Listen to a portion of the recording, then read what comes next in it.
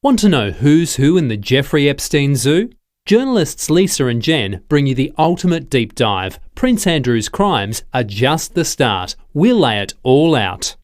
Hello and welcome to the Prince and the Pervert podcast. I'm a very rugged up Lisa Tate. And I'm Jen Tarrant. That's right. We are recording for you direct from the laundry in your backyard. It's night time here. Well, it's about, 6 o'clock, 6:30 of the evening, and it's cold. And we just watched the first episode of Netflix, Jeffrey Epstein, Filthy Rich. Oh, we've got a lot to say about that. We will be joined by our friend and co-podcast hoster. His name is Bobby from the Jeffrey Epstein Show. So we're just waiting for him to jump on board. We thought we'd take this opportunity to say hi. Just a warning, we're not using our normal equipment. We've got a tin can here. Bobby's got a tin can in Vegas, and there's a big long piece of string, so we're not sure how the sound will go, but hey, we're worth it. If you'd like to complain about the sound, please complain to Jen and not me. Yeah, I do the sound. It's all my fault. But I don't do complaints. No, you don't do complaints. She blocks people. I do. It's been an interesting week. So, Jen and I thought we'd start off, and then Bobby will come in from Vegas. Yeah. And we'll chat. I think that sounds great. Okay, so just wanted to tell you the first thing that struck me. It opens with Epstein, some footage of him in a deposition, and I was kind of spun out a bit by how strong his Brooklyn accent is. I haven't seen that one before. I've seen the other one, the famous one where he storms out over describing his penis. This was a very interesting one. Yes, it was, because he's basically filing through the accusations going, no, plead the fifth, no, plead the fifth, plead the fifth. He was being asked if he tried to get underage prostitution. And they did France, they did US Virgin Islands. And that's the thing, everyone forgets about France. He had an apartment there. Nice big one from the looks of it.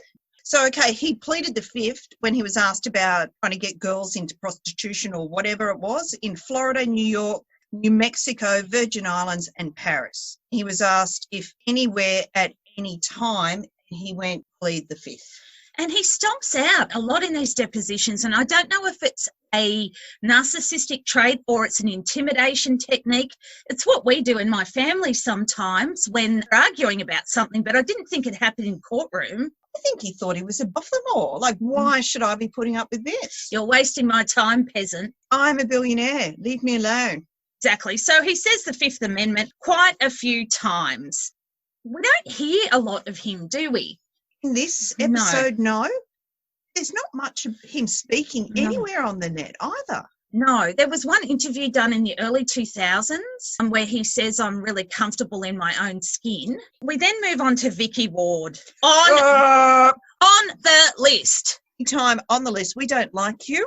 Vikki Ward is the journalist who did the Vanity Fair feature on Epstein in the early 2000s. And the thing about that feature on Epstein was she interviewed Maria Farmer and Annie Farmer. Their allegations never made it to the story. Now, the story is called The Magnificent Mr. Epstein. Is that right? I think so, yeah. And it was about how he was a Epstein-like figure. That was the initial part of the story. But Vicky interviewed these two girls who had a terrible encounter with him in the mid-90s. Now, we're Australian, we swear, these are my notes, fuck you, Vicky Ward. Mine are the same. Yeah. She's rewriting history. That is not how it happened. Two of the survivors, Maria Farmer and Annie Farmer, they say that there was pressure put on Vikki Ward too. Oh, but no, she doesn't mention that. And then she doesn't mention that she was photographed twice with Ghislaine after he went to jail. So she knew what he was doing from the story. Maria and Annie told her in 2003, and she knew he was in jail by day release, and then she's seen out with Ghislaine. Ghislaine. Yes, that's right. For those of you who haven't listened to us before, that is our offensive nickname for Ghislaine. Hashtag Ghislaine. She says that were threats. I'm sure there were threats on her and her editor, Graydon Carter. I'm sure Epstein tried to do that. But what you got to remember is in 2008, he went to jail. People would know that, people in her circle. So what are you doing in 2008 and 2009? We'd like to hear. It could be all innocent, but why are you posing for photos with Ghislaine?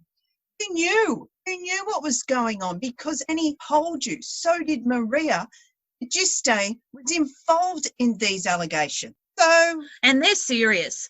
So we're going to move right on to the allegations because Vicky Ward, you're not the kind of journalist I like to associate with, I'm afraid. You'd never get through our ethics course. Maria Farmer, who is the first person to have complained about Epstein back in 1996, she's an amazing artist. She's actually been on the run for years from Ghislaine Maxwell because she alleges, and I don't know, I'd like to hear your side, Vicky Ward. Vicky Ward them in to Ghislaine. She would have. Sorry, I believe that to be true. We haven't heard back from her. Well, she did block you, so you can't ask questions. Yeah, why would you block me? Oh, you're a nice one. Just a mum from Australia. Quite innocent. So Eileen Guggenheim was Maria's teacher or mentor at the New York Academy of Art. She hooked her up with Ghislaine and Epstein. They bought a painting half price. Eileen Guggenheim allegedly said, "You're going to sell to this couple. They're very important to the Academy." So after that, Maria got a job, which was essentially being the door bitch at Epstein's mansion. How do we explain that? What's door? Like the greeter at the door, someone who stands and watches the door. In Australia, known as a door bitch. She can go, nah, you can't come in, or yeah, we'll have you in. So that was her role, to watch all the tradesmen come in. Yeah. So we're having it decorated. It was very stressful, she said. There were so many people coming and going. She couldn't keep up with them. Epstein and Elaine found out Maria had a sister called Annie, and suddenly doors were opening for Annie, and they said to her, "We will pay for you," because apparently she's very smart. "We'll pay for you to help you get into a good college. Go on a trip to Vietnam and Thailand." That's right. Yes. Well, we're at the New Mexico ranch, and she was told to go there. She was going to meet the students going on the trips. There was no one. It was her, Epstein, and Epstein. Basically what happened was Ghislaine groped Annie in front of Jeffrey Epstein while she was lying in bed. Then Epstein came into a room one night and said, "I would like to cuddle." He was touching her with his hands. And then she said basically, she said she kind of went into another dimension for a while, I think from the shock. And then she kind of woke up and went, "Right, I'm going into the bathroom," and hung out there. Until he'd gone. Now, she wasn't meant to tell Maria she was there either. So it was a bit of a secret squirrel mission. And she said that she was so shocked by it that she didn't tell family at all. So Maria didn't know what Annie went through. Annie was dealing for years. Annie was dealing with this by herself. Exactly. So then we switched to Maria Farmer, her sister, and she was told by Epstein they could go visit her friend, Des Wexner, who Maria considers to be the head of this trafficking, money laundering operation in America. Her opinion, I'm just reporting it. They basically said, "Go and be an artist in residence at this house." Oh my God, it looks like one of the houses the royal family would live in, this guest house. This guest house is multi-story. It's got wings to it. It's huge. I'm going, no, and this is going, "No, that's the guest house." And I'm like, oh, okay. So if you listen to Bobby Capucci, he did an interview with Maria previously. Wexner is the head of the snake, according to Maria. And the property that she went to, there were security dogs, there were snipers. She wasn't really allowed outside unless she got permission from Annabelle Wexner, who is Les Wexner's wife. It was very strange. She was kind of stuck in there. She was filmed the whole time she was there. And then there was an incident where Jeffrey and Ghislaine Epstein, they turned up and Epstein and Ghislaine tried to assault her. Now, she ended up barricading herself in a room and hiding behind the door all night to get away from them. But also took from Wexner compound photos of her two younger sisters, and she didn't get them back for years. They had to get lawyers to get those photos back. The good thing is she still has the envelope, has the DNA of either Ghislaine or Epstein touching that envelope to remove the photos. Hi, it's Lisa here. Do you want to help us produce the Prince and the Pervert podcast? One of our kind listeners has been asking how they can support us. So we've started a Patreon account, which not only benefits you in terms of extra content and exclusive content, it also helps us just cover our costs. At the end of the day, this is a labour of love, and we're determined to follow the case until the end. These women absolutely matter. That's why we're doing this work. And we are all in this together. Details of the Patreon account are in the show notes. Thank you. Okay, so we go back to Vicky Ward. She said that Epstein was threatening her, which he probably would have. This sounds like Ghislaine, not Epstein. I'm going to put a curse on your unborn children. I'm going to get a witch doctor. I know everybody in all the hospitals. I'm going to get a witch doctor. Oh, who believes that? Is that all you got, Jeffrey Epstein? Seriously, I reckon that's more of a Justine thing. Yeah. She thing to say to a woman. Now we're back to Florida. And he bought the mansion. Did you know this, in 1990? That's really early, isn't it? Every victim told the exact same story when they went into the police. But he spent quite a long time grooming the police as well and giving donations and in the right places, the right time. It's a very close community. It's a bit of a club. He was new money Epstein. He made sure it was very friendly and being seen a lot with the Trumps, whichever wife was involved at that stage. It was all about perception. Perception was everything here. Now, they have vision of the house, and I saw something really disturbing.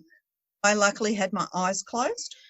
You look through the window, you can see the dentist chair. The dentist chair comes up all the time in the photos that the police took when they did the raid on Epstein's house in Palm Beach. Epstein also had that girlfriend who was a dentist.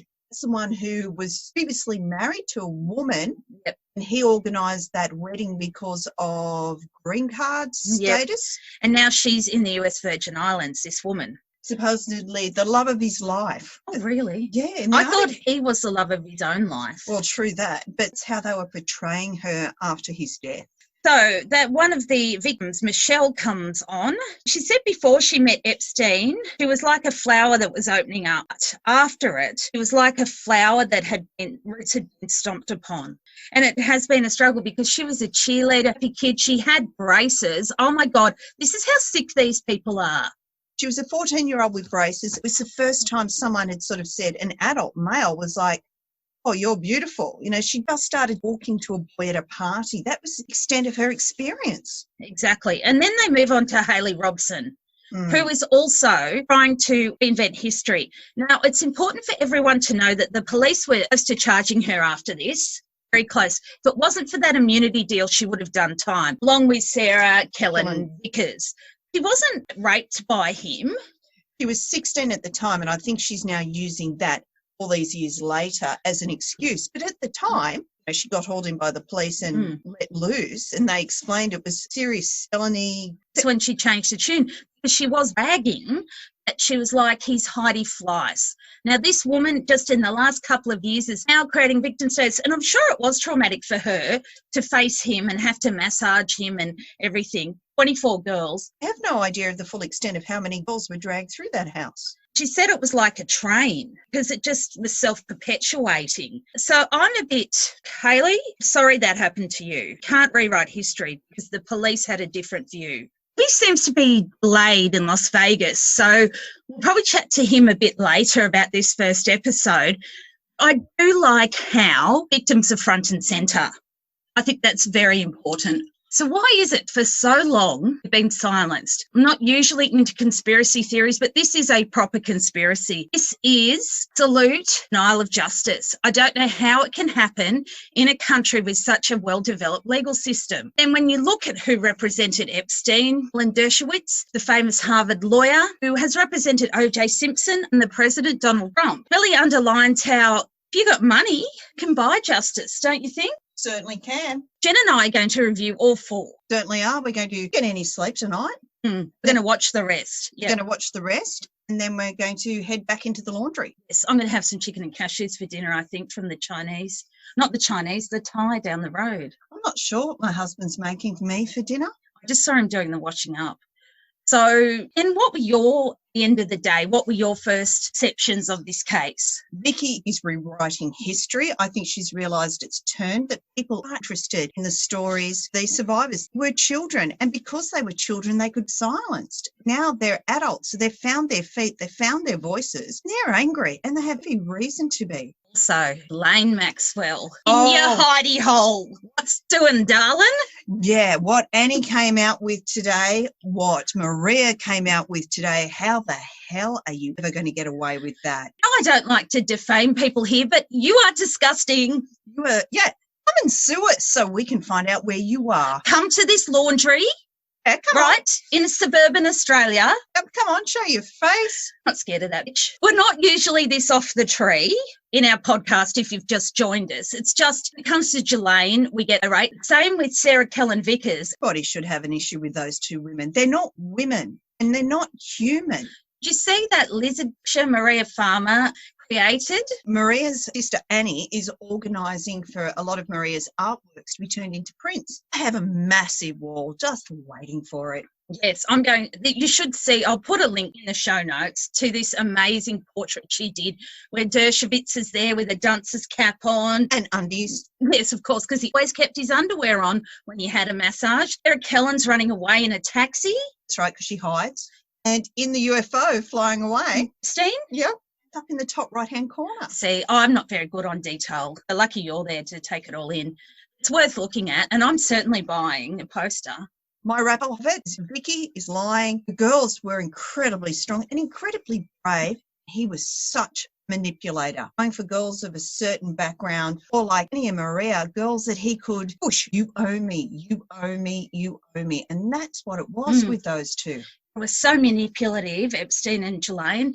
And they were a double act when it came to sexual abuse. She kind of normalised it, especially with Maria's mum. Oh, this lovely English woman would get on the phone, and Maria worked with them, so that's okay. They're fine. They can be trusted. No, history will tell you that they can't be trusted, and these girls have had justice denied far too long. And I think that's what the second episode's going to be about, okay, we've got this investigation. It looks watertight. There's so many girls involved in this. As Maria Farmer said, she opened that door and let people in New York. She thinks there's thousands of girls. Wonder if this will help those girls come forward. Something as big and as profile lift should bring more girls forward. Yes. Well, if I was Jelaine Maxwell, I'd be getting the Valium out or maybe doing some mindfulness meditation. She doesn't care. That's the thing. Yeah, but she cares about herself. She cares about her own reputation. But she didn't like getting that legal process server when they turned up at the Clinton Foundation event to serve her with legal papers. Oh, that was the lunch? She was mortified. Would have been so good to see. So thank you for listening. Please join us on this journey. Now, Jen has also, and I have as well, we've watched the Investigation Discovery documentary. Go to our website, jeffreyepsteinpodcast.com. You will see where Jen has made some notes on Twitter, and they're up there so you can read them. You can click on the link to see the whole lot. I can't type at the best of times. I am very bad and my autocorrect is drunk. I am smashing on a tiny keyboard, so do make sense if you think I'm a 12-year-old. It was interesting the way they portrayed certain people or how certain people portrayed themselves. I'm getting all my Epstein documentaries like mushing in my brain. What I thought about that one was everyone was in suits except for the cellmate. Yeah. Cellmate. Oh my God. They have got Paul Manafort's cellmate and the guy who was on suicide watch of Epstein before he died. He was on there. He's got this gruff voice. He's got a beanie on. He's got jeans on, a jumper, a sweatshirt. He looked like the only real person. And then there was Steen's estate attorney or solicitor. And he was trying to be your average man. Instead of having a suit on like everybody else, he had a sweater with a little zip at the front, still had the tie on. It was the way he was standing, had his hands in his pocket, sort of slouching like he would be round an Australian barbecue. Every man, he was just like us. That hit me straight away. Turned off listening, was watching how they stood and mannerisms. Okay, so you saw he had a lot of airs and graces about it? It was as if he was trying to portray an image of, I'm not part of the bad elite. I'm just an ordinary, regular guy. Like he was trying to calm down the Epstein side, the Epstein estate. Could be completely wrong. No, it'll be interesting. Please let us know what you think. We're on Twitter. I'm at Lisa Podcasts. I'm Oh Really Truly. You'll also find us on Facebook, Instagram and YouTube. But please let us know what you think. If you've got any questions, we're happy to answer. We certainly are. And keep an eye out. There'll be a couple more in this series this week. We're not sleeping, but Bobby will be coming along and we've got Rachel tomorrow as well. Yeah. So thank you so much for loaning us your ears and hopefully you'll be listening into the next one. Bye. Bye.